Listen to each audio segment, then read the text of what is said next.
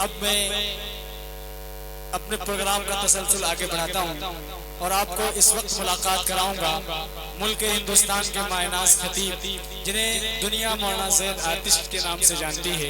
ये खतीब होने के साथ साथ एक अच्छे आलिम दीन होने के साथ साथ बेहतरीन नाज़िम जलसा और मुशायरा भी है।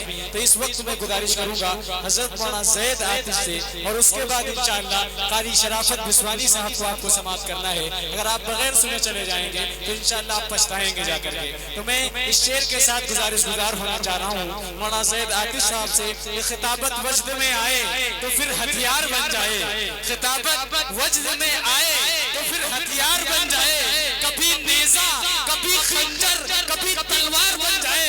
खिताबत वजद में आए तो फिर हथियार बन जाए, कभी नेज़ा कभी खंजर कभी तलवार बन जाए।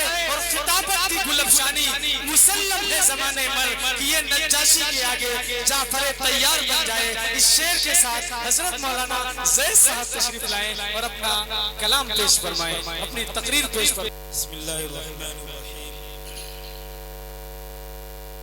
अल्हम्दुलिल्लाहि व कफ़ा व सलामुन अला इबादिहिल्लज़ीना इस्तफ़ा, अम्मा बाद। क़ाल अल्लाहु तबारक व तआला, अऊज़ु बिल्लाहि मिनश शैतानिर रजीम, बिस्मिल्लाहिर रहमानिर रहीम। क़ुल हल यस्तविल लज़ीना यअलमून वल्लज़ीना ला यअलमून। व क़ाल अल्लाहु फ़ी मौज़िन आख़र, अल्लमा आदमल अस्माअ कुल्लहा, सदक़ल्लाहुल अज़ीम। वक़ाल नबी सल्लल्लाहु अलैहि वसल्लम, अल इल्मु नूरुन। वक़ाल नबी सल्लल्लाहु अलैहि वसल्लम फ़ी मौज़िन आख़र,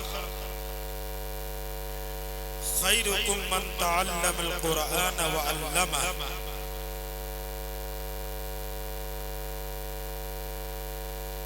औ कमा क़ाल नबी सल्लल्लाहु अलैहि वसल्लम।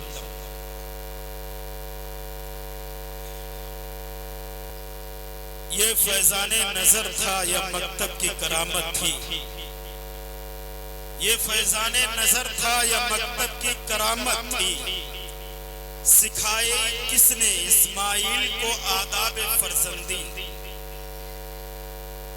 अल्लामा इकबाल रहमतुल्लाहि अलैहि एक दूसरी जगह अपनी किताब कुल्लियात इकबाल के अंदर कहते हैं कि बाप का इल्म न बेटे को अगर असबर हो,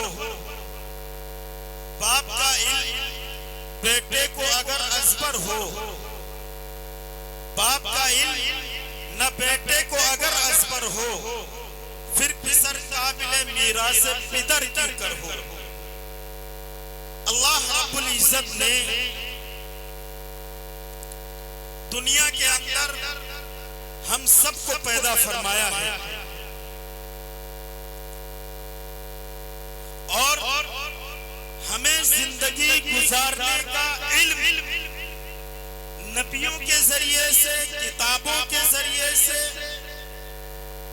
उलमा इकराम के जरिए से, औलिया इज़ाम के जरिए से और हजरात सहाबा और ताबईन के जरिए से हमें जिंदगी गुजारने का इल्म मिलता रहा है।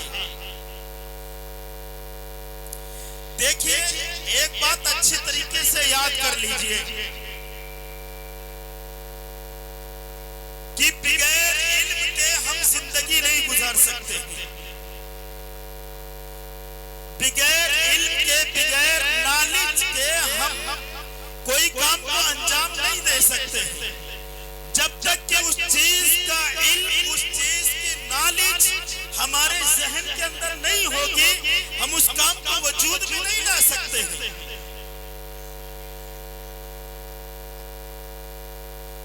एक छोटा सा काम बड़ा आसान काम है, किसानी। आदमी इसको भी बगैर सीख के नहीं कर सकता है। उसको अगर किसानी करनी है तो उसे पहले किसानी का इल्म सीखना पड़ेगा, वरना पता लगा ये कि अब पानी गुजारने पड़े हैं तो हमारी फसल बर्बाद होगी, हमारा नुकसान होगा कि नहीं होगा।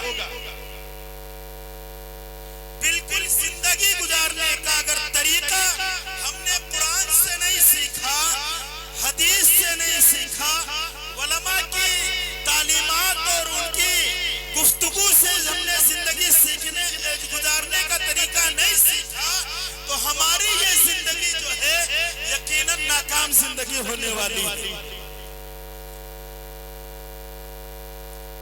समझ रहे ना मेरी बात। हम और हमारा हाल ये है, हम सोचते हैं कि बस दुनिया के अंदर आ गए हैं, कोई काम नहीं है, बस खाओ पियो चर लो और दुनिया से रुखसत हो जाओ।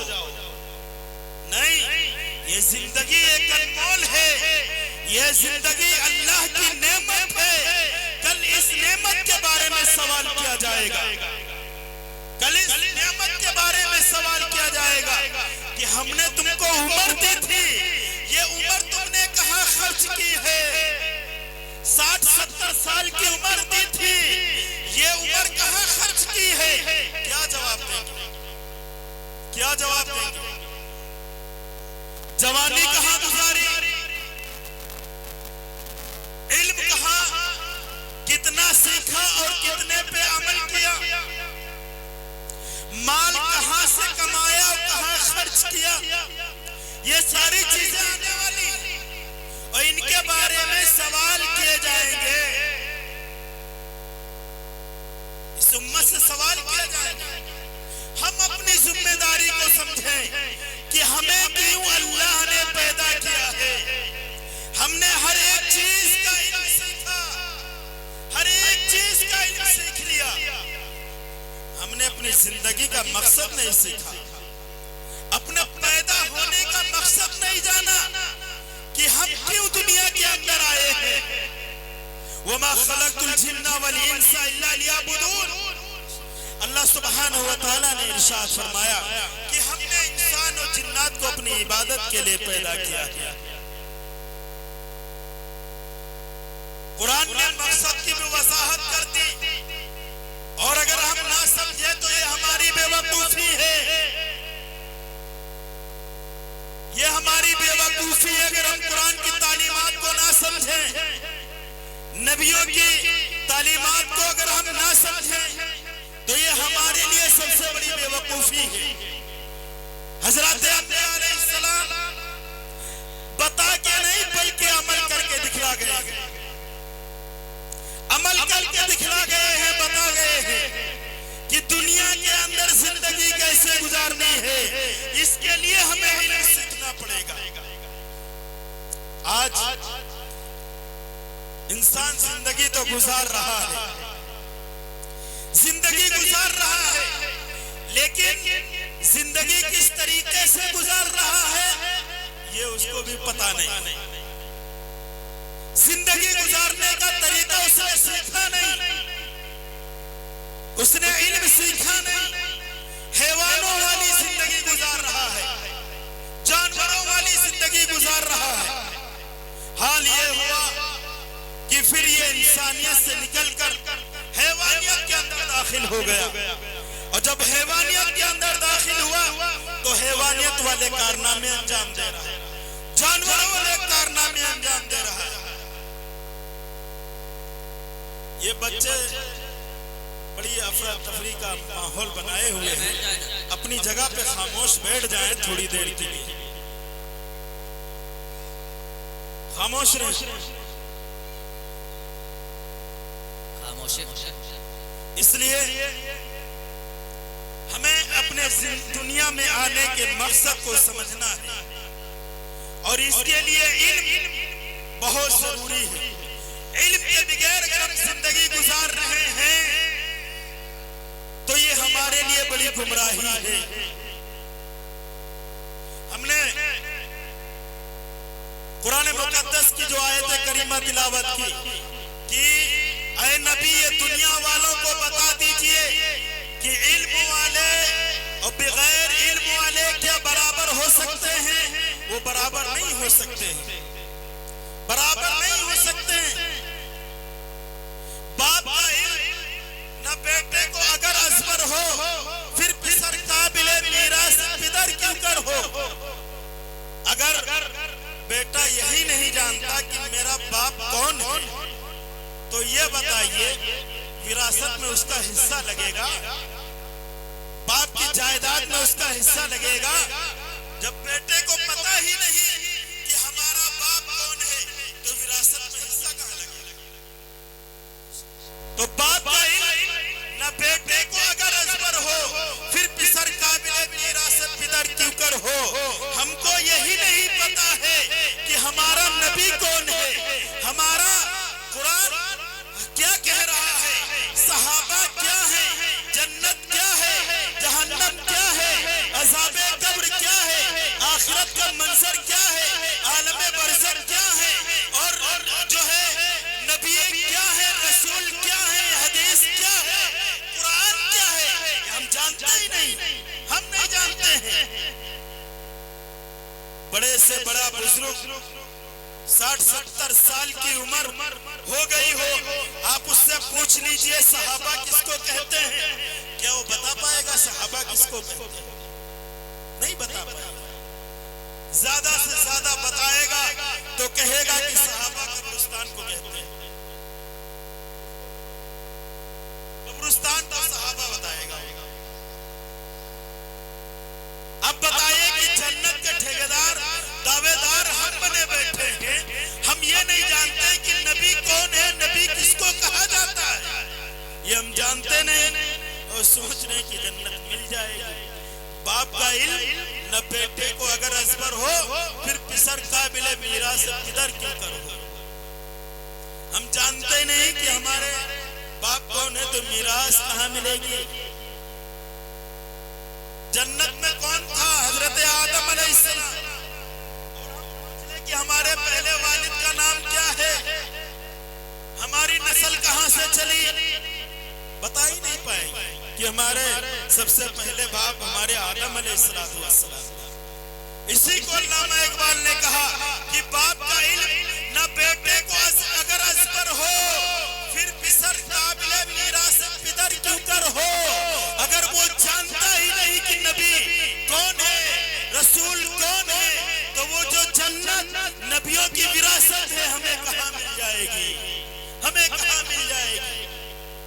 इसलिए जो इल्म अल्लाह रब्बुल इज्जत ने हमें दिया है नबी के जरिए से उसे सीखना जरूरी है। ये हमारे मासूम बच्चे, ये हमारे कल के मुस्तकबिल हैं, ये हमारी नजात का जरिया है। आज गैर ईमान वालों ने अनथक कोशिशें लगा दी कि इनसे इस्लाम छीन लिया जाए, ईमान की बातें छीन ली जाए। और हाल ये हो रहा कि नबवी निजाम, नबवी तालीम हमारे घरों से रुखसत हो रही है, हमारे घरों से नबवी तालीम रुखसत हो रही है, गैरों की तालीम आ रही है। यहूदी की तालीम, नसरानियों की तालीम, ईसाइयत की तालीम, अंग्रेजों की तालीम, मगरिबी तहजीब तमद्दुन, मगरिबी तालीम हमारे घरों के अंदर जन्म ले रही, इस्लामी तालीम रुखसत हो रही। कुरान पढ़ने वाला नहीं कोई, घरों के अंदर कुरान पढ़ने वाला कोई नहीं है, हदीस का मुजाकरा करने वाला कोई नहीं, हदीस की तालीम देने वाला कोई नहीं। अगर तालीम हो रही है तो सीरियल देखे जा रहे हैं, सीरियल देखे जा रहे हैं, हल्के लगने चाहिए तालीम के, मुजाकरे होने चाहिए तालीम के, और मुजाकरे हो रहे सीरियल के, हल्के लग रहे सीरियल के। बेटी भी देख रही, बाप भी देख रहा, भाई भी देख रहे, बच्चा भी देख रहा है, एक मोबाइल में वो हल्का लगा हुआ है। हालांकि ये तो घर वो था जिसका ताल्लुक, जिस घराने का ताल्लुक अबू बकर सिद्दीक से था, जिस घराने का ताल्लुक उमर फारूक से था, जिस घर के ताल्लुक हजरत उस्मान गनी से था, जिस घर के ताल्लुक हजरत अली रज़ी अल्लाह ताला अन्हु से था, बल्कि हजरत हसन हुसैन के घराने से जिसका ताल्लुक था, उस घरों के अंदर जो है कुरान के बजाय, हदीस के बजाय लीजिए, आप सुबह सर्वे कर लीजिए, फज्र की नमाज अदा करें, उसके बाद मोहल्ले में नजर दौड़ा ले आप जाके किस घर से कुरान की तालीम की आवाज आ रही हो। एक तो घरों के अंदर हो सकता है कुरान की तालीम की आवाज आती हो, लेकिन अक्सर तो हमारा नौजवान तो इस आलम में रात गुजार देता है कि जब दूसरे दिन डेटा आ जाता है तब वो बंद करके नेट सोता है। जिस उम्मत के जिस कौम को नौजवान 12-1 बजे तक इंटरनेट की दुनिया में घुसे रहे, उनका मुस्तकबिल क्या होगा? जो सुबह 8 बजे जग रहे हैं, फिर वो 9 बजे दुकान जाते हैं और फिर बाद में आके इमाम साहब से कहते हैं कि इमाम साहब पता नहीं आज किसका मुंह देख लिया था, बिक्री नहीं हुई। हमें फज्र की नमाज छोड़कर तुम मस्जिद में सो रहे, घर में सो रहे, तुमसे बड़ा मनहूस कौन होगा? घर से आ रहे इमाम साहब एक कोई नुस्खा बना दीजिए, खैर बरकत नहीं हो रही, खैर बरकत के जराये तुमने बंद कर दिए, रहमत के फरिश्ते तुम्हारे घर नहीं आ रहे, तुमने तस्वीरें लगा रखी घरों के अंदर, क्रिकेटर के, हीरो के, हीरोइन के तस्वीरें तुमने घर में लगाई। नापाक तुम्हारे घर के अंदर आदमी पड़ा हुआ है, कुत्ता तुम्हारे घर के अंदर पला हुआ है। हम कह रहे हैं कि घर के अंदर बरकत नहीं आ रही, बरकत कहां से आएगी?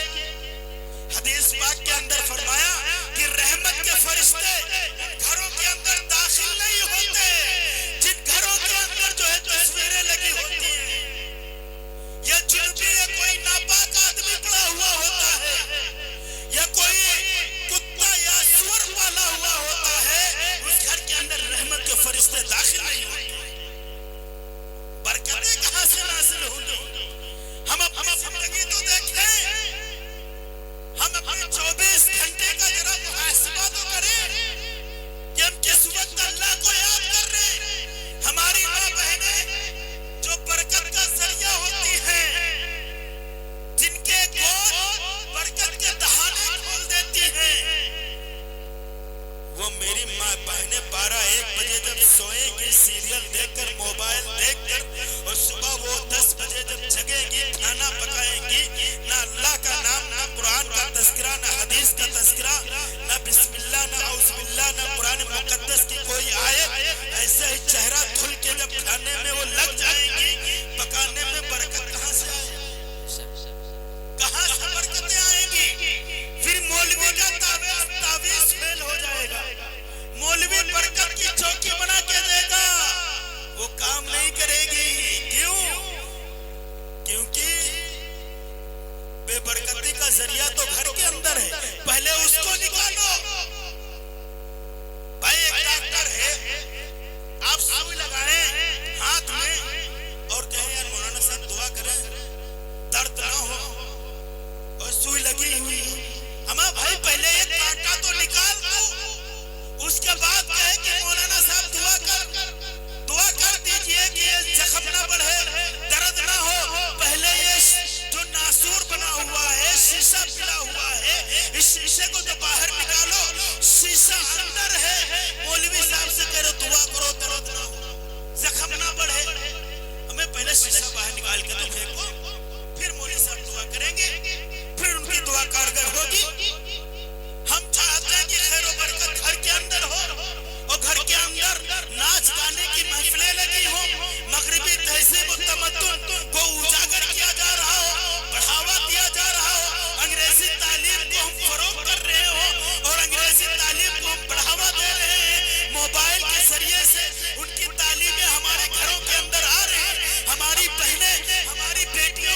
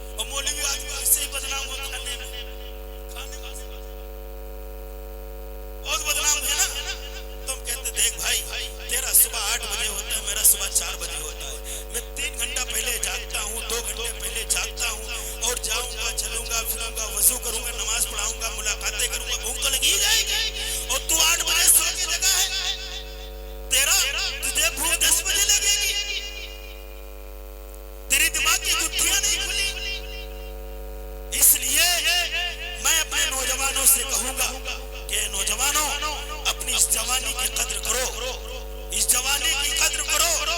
जवानी जब तक है, ये जवानी अल्लाह को बहुत महबूब है, अल्लाह को बहुत पसंदीदा है जवानी।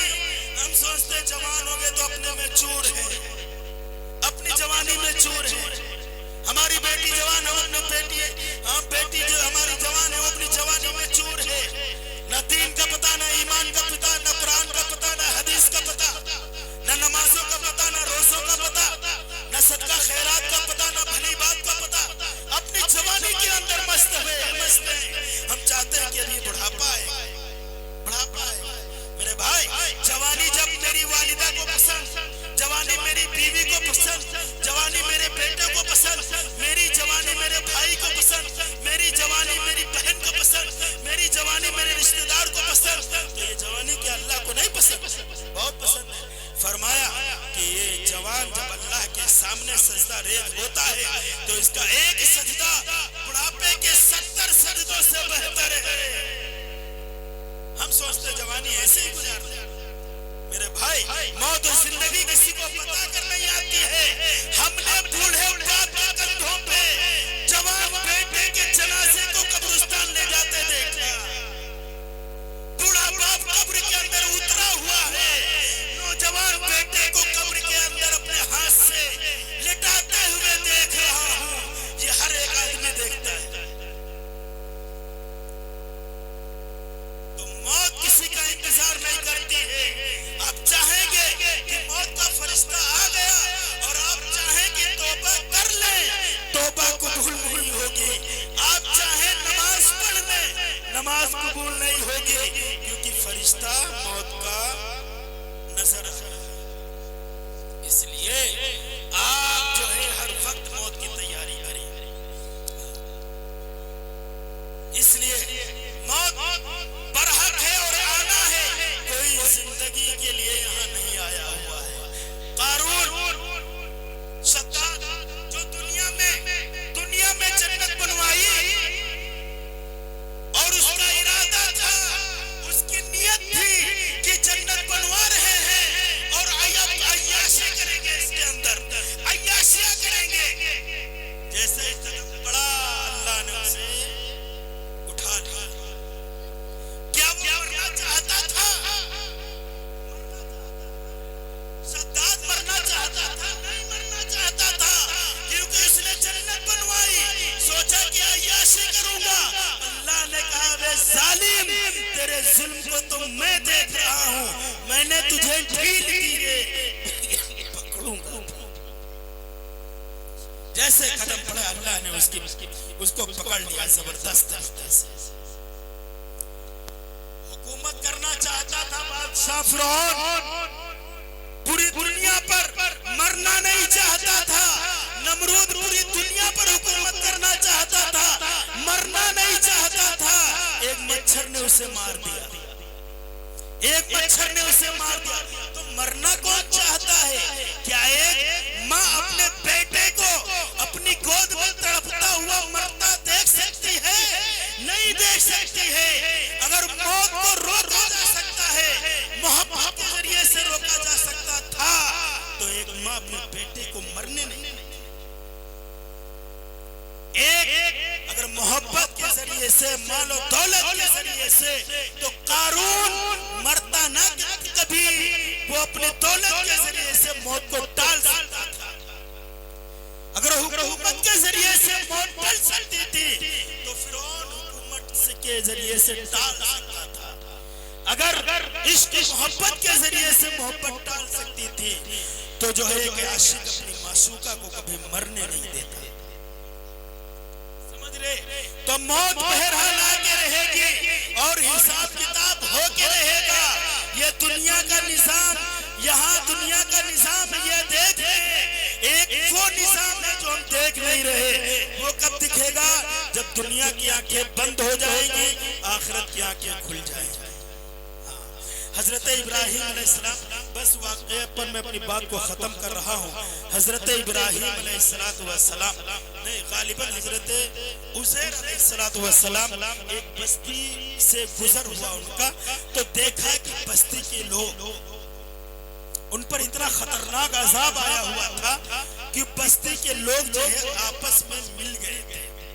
कैसे मिल गए थे कि मलबा और इंसान पता ही नहीं चल रहा था कि मलबा कौन है, कहाँ है और इंसान कहाँ है। जैसे बरसात के मौसम में नांद के करीब भैंस बांधी हो, उसका चारा जो नांद से निकाला जाता है और वहां पे डाल दिया जाता है, फिर वो भैंस जब पैर से चलाती है तो उसमें पता नहीं चलता कि चारा और भूस कहाँ है, मिट्टी कहाँ है, सब आपस में मिल। तो उज़ैर अलैहिस्सलाम ने देखा कि यार इस पे तो इतना खतरनाक अज़ाब आया हुआ है, यहाँ का पता ही नहीं चल रहा कौन अब्दुल्ला है, कौन अब्दुल रहीम है, कौन राम है, कौन लक्ष्मण है, कौन ईमान वाला है, कौन गैर ईमान वाला है, कौन मर्द है, कौन औरत है, कौन बूढ़ा, कौन जवान, कौन बच्चा, कौन बच्ची, कुछ पता ही नहीं चल रहा। ये तो सब आपस में मिले हुए, आपस में तो उनके दिल के अंदर एक ख्याल आया कि इलाहुल आलमीन कल क़यामत में आप इनको कैसे जिंदा करेंगे। ये सवाल आता होगा, जहन के अंदर ख्याल आता होगा कि क़यामत में कैसे जिंदा करेंगे। कि बसा औकात ट्रेन से आदमी जब सफर करता है तो अगर हादसा हो जाता है तो पैर कहीं, सर कहीं चला जाता है, या लाश मिले या ना मिले कोई पता है, कोई पता नहीं। जंगल में इंतकाल हो गया, लाश पड़ी कीड़े मकोड़े खा के गायब हो गए, तो जहन में ख्याल आया हजरत उज़ैर के कि अल्लाह इनको अब जिंदा कैसे करेंगे। हजरत उज़ैर रज़ियल्लाहु ताला अलैहिस्सलाम को अल्लाह रब्बुल इज्जत ने सुला दिया, सो गए। सोने के बाद उनको बेदार किया, कहा उज़ैर कितने दिन सोए। हजरत उज़ैर ने कहा अभी असर के बाद सोए थे, एक दिन या कुछ एक दिन से कम, इतनी देर सोए। हजरत उज़ैर अलैहिस्सलाम से अल्लाह रब्बुल इज्जत ने कहा उन्जुर इला हिमारिक उन्जुर इला ताम, फरमाया कि देख अपने गधे की तरफ देख, खच्चर की तरफ देख, खच्चर कहाँ है। खच्चर की तरफ देखा तो खच्चर जो है पूरी तरीके से ज़र्रात में मिल चुका था, सड़ चुका था। लेकिन खाने की तरफ तो खाना वैसे खुशबूदार रखा हुआ, बिल्कुल खुशबू तरोताजा खाना रखा हुआ है। अब हजरत उज़ैर का दिमाग काम नहीं कर रहा, अमा जो सड़ने वाली चीज थी वो वैसे ही तरोताजा रखी हुई, और जो 2-4 साल जानवर था चरचरा के जंगल में जिंदा रह सकता था, वो सड़ा गला पड़ा हुआ है। अब हजरत उज़ैर का दिमाग नहीं काम कर रहा है कि करें तो करें क्या, कहें तो कहें क्या। अल्लाह रब्बुल इज्जत ने कहा कि उज़ैर 1-2 दिन नहीं सोए हो, पूरे 100 साल तक सोते रहे हो, 100 साल तक सोते रहे हो। कहा बुलाओ अपने खच्चर को, आवाज दी अपने खच्चर को, देखा कि तुम उधर से आ रही है, पैर उसके उधर से आ रहे हैं, दांत कहीं से आ रहे हैं, जबान कहीं से आ रही है। सब मिलकर उनका खच्चर तैयार हो गया और वो अपने सफर पे चले गए। अच्छा, यहाँ पर अल्लाह ने अपनी ताकत का मुजाहिरा किया कि खाना जो सड़ने वाली चीज थी वो वैसे ही 100 साल तक महफूज रखा रहा। यहाँ अल्लाह अपनी ताकत का मुजाहिरा कर रहा है, अपनी कुदरत को बतला रहा है, दिखा रहा है कि देखो जो बचने वाली चीज नहीं थी, सड़ने वाली चीज थी, गल जाती, सड़ जाती, ताफुन पैदा हो जाता, बदबू पैदा हो जाती, और ये किसी काम के नहीं होता रहता है खाना, हमने उसको बचा लिया।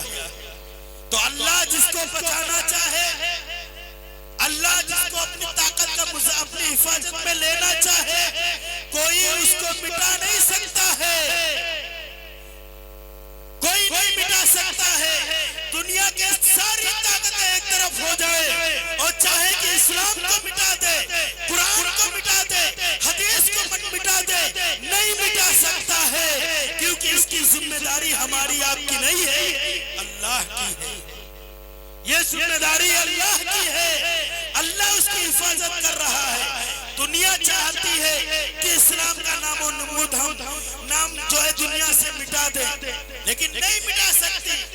और ये अब से नहीं, हम सोच रहे होंगे ये अब प्रोपेगेंडा है, अब ये मसालिम ढाए जा रहे हैं। इस्लाम की तारीख बहुत पुरानी है, हमेशा इस्लाम को दबाते रहे लोग, इस्लाम को हमेशा लोग दबाते रहे हैं, लेकिन इस्लाम की फितरत में कुदरत ने लचक दी है। जितना ही दबाओगे इतना ही उभरेगा। इस्लाम को जितना दबाने की कोशिश करोगे ये इतना ही उभर कर आएगा। आज आप सर्वे कर लीजिए, पूरी दुनिया का जायजा ले लीजिए, गूगल पे जाके सर्च कर लीजिए, सबसे ज्यादा कोई धर्म फैलने वाला है वो इस्लाम, जबकि दुनिया इसके पीछे पड़ी हुई। यहूदियत इसके पीछे, नसरानियत इसके पीछे, मजूसियत इसके पीछे और हिंदुयत इसके पीछे, बुद्धिस्टियत इसके पीछे। दुनिया के तमाम मज़ाहिब इस्लाम, दुनिया के तमाम मज़ाहिब इस्लाम के पीछे, और इस्लाम इन सब के आगे, इस्लाम इन सब के आगे और इन सब के पीछे दुनिया पड़ी हुई।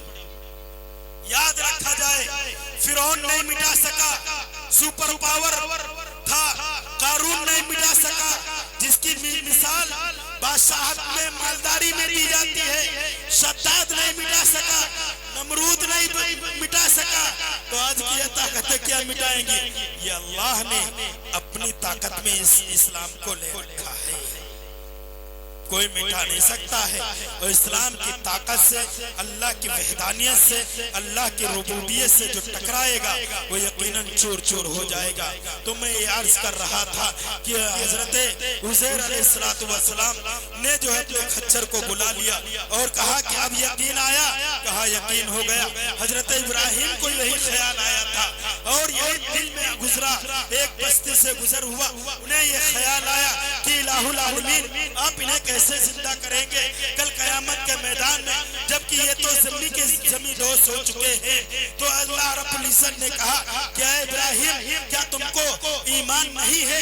अल्लाह रब्बुल इब्राहिम ने कहा कि हाँ ईमान तो है, लेकिन दिल मुतमईन नहीं है, दिल को कैसे सुकून पहुंचे? अल्लाह ने कहा कि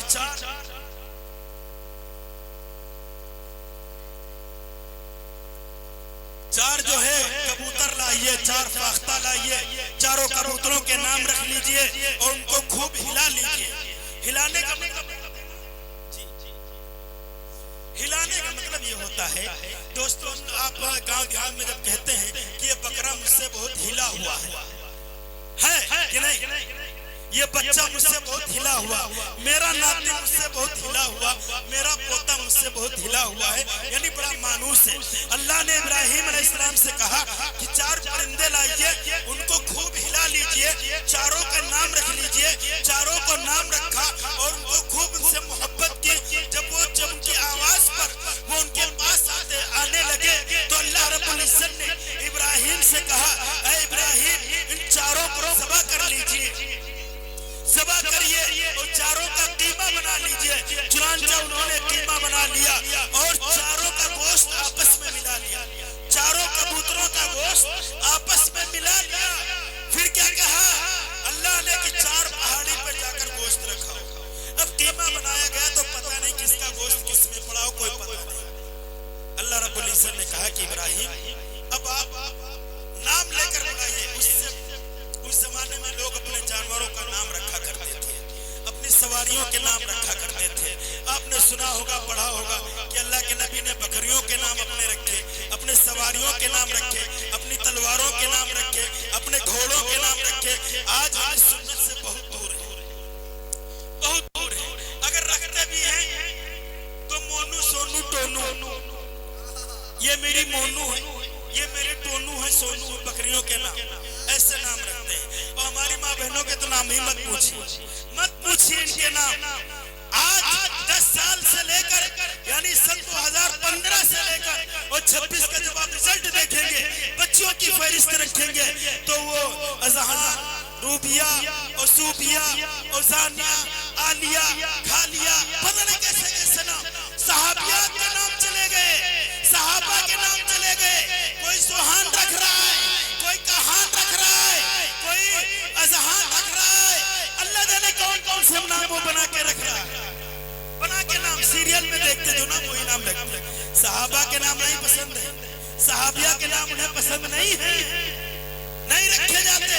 आप बताइए किसी ने इस उम्र में जो है हजरत आयशा का नाम आयशा रखा हो, हजरत खदीजा किसी ने अपनी बच्ची का नाम खदीजा रखा हो, उल्टे सीधे नाम, फिर नाम के नाम माने पूछना है वो सब नाम। मैं आपको बता दूं आपकी ज़हानत के लिए कि मैं एक जगह गांव में था, सच्चा वाकया बिल्कुल।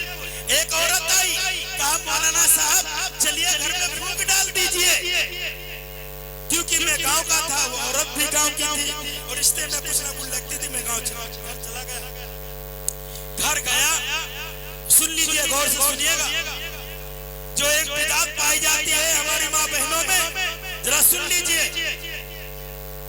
तो मैं गांव जब घर गया तो कहा मौलाना साहब ऐसी बात है, यह बिटिया जो है 4-5 साल की हो गई है, दिन भर खेलती रहती है, लेकिन रात में कयामत ढाई देते हैं, सोवे नहीं देते, बहुत परेशान। तो हमने कहा नाम क्या है इसका? तो उन्होंने बरजस्ता कहा कि अलकारिया। क्या नाम रखा है? अलकारिया। और अलकारिया के माने ही कयामत के हैं, खड़खड़ाने के हैं, घबराहट के हैं। मैंने कहा किसने रखा था नाम? कहा इनकी अम्मी पढ़ी है कुरान, उन्होंने रखा है। अच्छा वाकई में उनकी अम्मी ने कुरान पढ़ी। मेरे गाँव की वो लड़की थी, गाँव में उसके निकाह भी हुआ। अल्लाह अकबर, मुझे तो बड़ा शर्मिंदा होना पड़ा कि वो भी लड़की भी मेरी पढ़ाई हुई थी। उसने अलकारिया, मैंने कहा ये क्यों रखा? कहा उसने कुरान को खोल कर देखा और देखा अलकारिया नाम बड़ा अच्छा है, उसने रख लिया। मैंने कहा इसका पहला नाम बदलो, अलकारिया के माने कयामत, खड़खड़ाने वाली चीज, और तुम खुद कह रहे हो कि दिन में जो है ये सुकून से टहलती रहती है, रात में कयामत ढाती रहती है। मैंने कहा इसका नाम बदल दीजिए। इसलिए मेरी माँ बहनों, अपने बच्चों के नाम सहाबियात के नाम से रखें, सीरियल के नाम से कतान न रखें, वरना सीरियल का असर उन बच्चों के अंदर पड़ेगा। फिर ये बड़े होकर फिर क्या हरकतें कर सकते हैं मैं आपको बता नहीं सकता। जो सीरियल में होता वो यही करेगा। इसलिए हजरत इब्राहिम अलैहिस्सलाम ने अल्लाह रब्बुल इज्जत ने हुक्म दिया कि अपने पहले कबूतर का नाम लेकर बुला लीजिए। कबूतर का नाम लिया, जो भी नाम रखा हो, अब्दुल्लाह या अब्दुर्रहमान, वही कबूतर आया। हजरत इब्राहिम अलैहिस्सलाम देख रहे कि गोश्त इधर उधर से ट्रांसफर हो रहा है और वही कबूतर उनके पास आ गया। चारों कबूतरों का हजरत इब्राहिम ने नाम लिया और चारों कबूतर हूबहू वही कबूतर आ गए हजरत इब्राहिम के पास। तो अल्लाह रब्बुल इज्जत ने कहा, क्या इब्राहिम, मैं अपने बंदों को ऐसे ही क़यामत में बुला लूंगा। मेरा कोई नमूना नहीं था, आपका कोई वजूद नहीं था, बगैर शक्ल बगैर सूरत के अल्लाह ने आपको शक्ल और सूरत दे दी, नमूना। अब तो हम नमूना बन गए, तो अल्लाह रब्बुल इज्जत को दोबारा पैदा करने में कोई मुश्किल नहीं है। इसलिए आखिरत की तैयारी बहुत जरूरी है। उससे पहले अपने बच्चों के अंदर दीनदारी पैदा करें, वरना ये नस्ल, मुझे डर है कि कहीं इर्तिदाद का शिकार ना हो जाए, इस्लाम छोड़कर कुफ्र ना इख्तियार कर ले। आज आए दिन सोशल मीडिया पर अखबारात के अंदर ये खबर आती रहती है कि फला आयशा ने, फला खदीजा ने अपना ईमान छोड़कर गैर का ईमान तस्लीम कर लिया। पता ये चला कि उसकी जो तरबियत थी अच्छी तरबियत नहीं हुई, ये फैजाने नजर था या मकतब की करामत थी। सिखाई किसने? इस्माइल को आदाब फर्जंदी। हजरत इस्माइल अलैहिस्सलाम को जो जिंदगी जीने का तरीका और सलीका आया है वो हजरत इब्राहिम अलैहिस्सलाम से आया है, अपनी वालिदा से आया है। कोई मकतब के अंदर वो क्लास लेने नहीं गए थे। सबसे पहला मकतब जो है वो माँ की गोद हुआ करती है। उसूली चीजें दो हैं बच्चों की तरबियत में, उसूली बुनियादें दो हैं, एक तो माँ की गोद, दूसरे दरसगाह या मकतब कह लिया जाए। माँ की गोद जो है वो पहला मकतब है, उसको हम तरबियत करें, अच्छा ढालेंगे तो वो बच्चा अच्छी तरबियत पाएगा। हजरत इस्माइल को अल्लाह के हबीब हजरत इब्राहिम ने अच्छी तरबियत की थी, तब वो नौनिहाल थे, तो उन्होंने कहा था कि ए बेटे, मैंने ख्वाब में देखा है कि मैं तुझको ज़बह कर रहा हूँ। तो हजरत इस्माइल ने कहा था कि ए इब्राहिम, ए मेरे वालिद मोहतरम, ए मेरे वालिद मोहतरम, जो अल्लाह ने हुक्म दिया है उस हुक्म को कर गुजरिए। ये जो तामीर, जो ये हुक्म मानने का मादा पैदा हुआ, कहाँ से पैदा हुआ? माँ की गोद से, बाप की तरबियत से पैदा हुआ। किसी मौलवी साहब के पास नहीं गए थे। माँ की गोद से, माँ की तरबियत, बाप की तरबियत से ये चीज पैदा हुई कि ऐ वालिद मोहतरम, जो अल्लाह ने हुक्म दिया है उस हुक्म को कर गुजारिए। आज क्या हमारा बच्चा, ये हमारा नौजवान हमारी बात को मानता है? हम कहते हैं नमाज पढ़ने चलिए, क्या वो चाहता है? अल्लाह का हुक्म क्या मानता है? क्यों? क्योंकि हमारी जो तरबियत है, शुरुआती दौर की जो तरबियत है, उस तरबियत के ऊपर हमने ध्यान नहीं दिया। जब वो 12-13 साल का हो गया, फिर मैं ये बात 12 कहा करता हूँ, जब 14-15 साल का हो जाता है, फिर हम मौलवी साहब को तलाश करते हैं। कहते हैं मौलवी साहब, मेरा बेटा मेरे कब्जे से हट गया है, निकल गया है, इसलिए कोई ताबीज बना दीजिए, मेरा बच्चा मेरे कब्जे में आ जाए, मेरा बेटा मेरे कब्जे में आ जाए।